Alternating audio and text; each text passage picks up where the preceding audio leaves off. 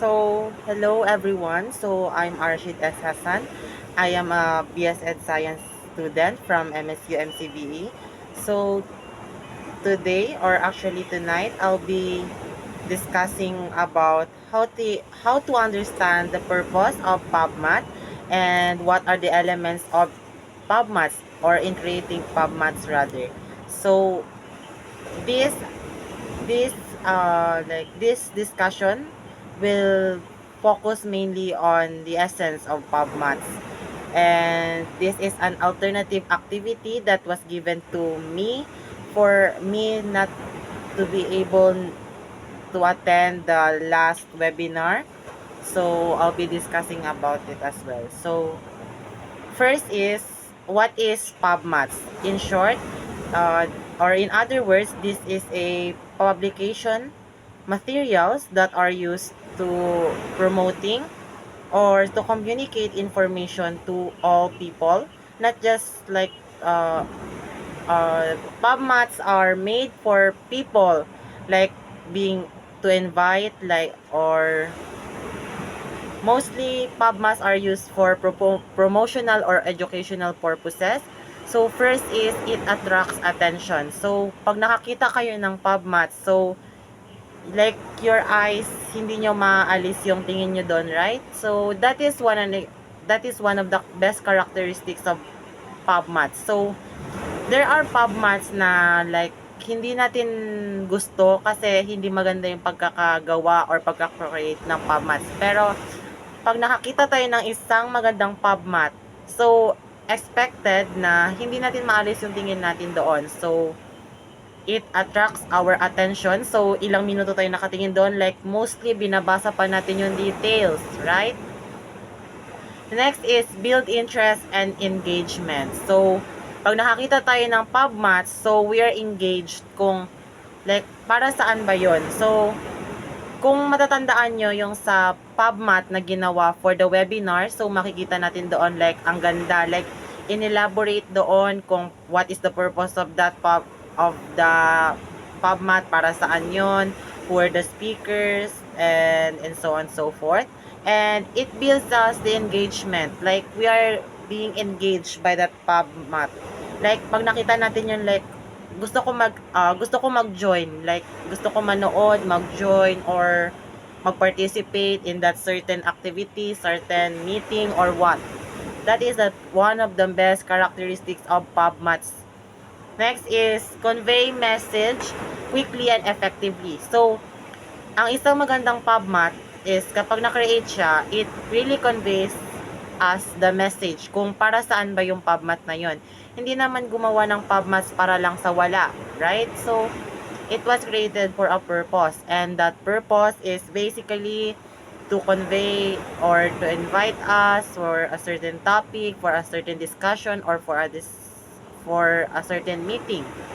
And an example of PubMats, or wherein doon nakikita natin mostly ang PubMats, is syempre sa social media. And most people na naka-view nun is as the mga kabataan. Tayo yung mostly nakakita nun, mga students. So, ang isang, like, for example, ang isang institution nag-post ng PubMats and mostly kabataan na nakakita. So, mostly ang mga-join doon sa discussion na yon or sa meeting na yon is mostly mga kabataan, mga students, because sila ngayon nakakakita. Pero in other ways is may mga PubMats na like targeted talaga for certain people. Like sa mga groups, especially sa Facebook, there are group pages na mostly doon yung mga like there are a group, then doon nagpo-post ng PubMats, then of course kung sino lang yung nasa group na yun, then yun lang yung nakakakita. And though pwede natin makita, pero we really need to browse it on Facebook para lang makita natin, for us to know the information about that certain discussion, for that certain meeting. So yeah, that is the purpose of PubMats, or how we understand PubMats or publication materials. So next is the elements of an effective PubMat design. So mostly dito, I'll be tackling on how to create a effective publication materials by using appropriate designs. So, hindi naman tayo gumagawa or nagkreate ng PubMats para lang sa sa color na gusto natin. So, we really need to consider some factors for us to be able to create a perfect PubMats that would engage our target audience for us to easily convey our message and share it to the people for our target audiences and etc. So, first is clarity. So, clarity ensures the text is readable and message is easy to understand. So, kapag nag-create ka ng PubMats, hindi naman pwede na yung gamitin mong fonts doon is uh, yung hindi maintindihan kaagad ng mga readers or ng mga viewers ng PubMats mo. If you want your PubMats to be more interesting and more engaging, use appropriate fonts. Hindi yung gusto mo lang yung fonts na gusto mo. Like, yung ginamit mo yung mga like cursive, grabing pagka-cursive to the point na hindi na maintindihan. So, hindi maintindihan nun and it wouldn't engage or for the audience, hindi nila ma-convey kung ano yung message na gusto mong iparating and dahil nga sa ganun is hindi sila magkakaroon ng idea kung ano nga ba yung PubMats mo or para saan yun. So, next is balance. So, kailangan balance din yung visuals and text proportionately. Hindi naman pwede na mas malaki yung fonts kaysa sa pictures. Kailangan balance lang. Kung ano yung nilagay mong size for the picture is kailangan is i-balance mo rin siya like para magkaroon ng balance doon sa PubMat mo, hindi maglamang yung pictures kasi mostly pag nakakita yung mga students sabi ng PubMats is more likely sinasabi nila ay ang pangit niyan kasi nga mas marami yung pictures kaysa sa text, hindi na maintindihan or the opposite na sinasabi na mas marami yung text pero walang picture. Ano yung makikita natin diyan? So kailangan balance lang para para walang masabi yung mga viewers or yung mga makakakita ng PubMats natin.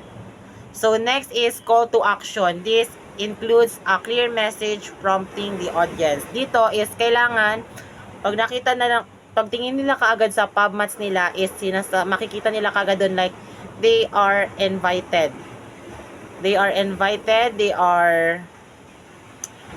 encouraged to participate on whatever your PubMat assigned for or para saan yung PubMats mo is kailangan doon pa lang sa PubMats is makita na like you encourage your readers, your viewers or and so on and so forth. Next is alignment. Maintain proper spacing. Ito yung mostly na ginagamit for kapag nag-arrange tayo ng mga text natin, more likely nauuna yung large to smaller or smaller to large.